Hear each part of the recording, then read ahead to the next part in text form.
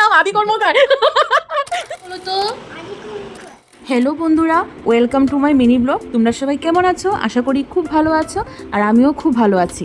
আজকে দেখো, আমি, আমার বর আর আমার মামা মিলে যাচ্ছি নেমন্তন্ন খেতে। আমার বন্ধু দিলীপ মামা আমাদেরকে নেমন্তন্ন করেছিল যে আজকে তোমাদের খেতেই হবে আমাদের বাড়িতে। আর সেই দিনটা ছিল আমার বরের জন্মদিনের পরের দিন। তো আমরা বললাম যে মামা এবার ছাড়ো, সবসময় তো আসি খেতে, তো এবার না হয় থাক। বলে মামা তো কোনোভাবেই রাজি নয়, আর মামার উপর তো বেশি কথা বলাও যায় না।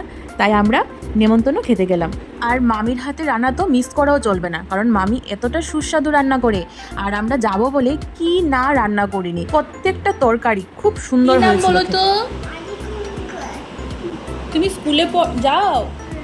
হ্যাঁ, পড়াশোনা করো। বাবা। আর এই হচ্ছে আমাদের ছোট্ট আদি।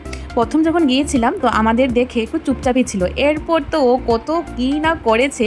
তোমরা ভিডিওটা কন্টিনিউ দেখতে থাকো, খুব ভালো লাগবে। আর এদিকে মামি কি না আইটেম করেছে। লাল শাক করেছে, যেটা আমার ভীষণ ফেভারিট শাক, আর কারকুল ভাজি, পটল ভাজি, এদিক শসা, লেবু, মিক্সড ডাল, তারপর খাসির মাংসের ঝোল, কাতলা মাছের কালিয়া। আহা, কি দারুণ সুস্বাদু হয়েছিল। আমার বরের জন্মদিনের দিন দেশি খাসির মাংসটা পাওয়া যায়নি, এই কথা দিলীপ মামা শুনে পরের দিন আমাদেরকে যে নিমন্ত্রণ করে খাইয়েছে, তাতে স্পেশালি দেশি খাসির মাংসটাই ছিল। আর মামি রান্নাও করেছিল দেশি খাসির মাংসের পাতলা ঝোল। আহা, মাছ। আর পাখিটা দেখি, পাখি কি হবে?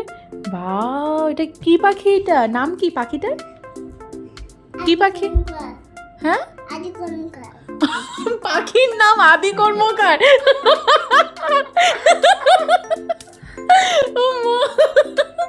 এটা আদি কর্মকার পাখি।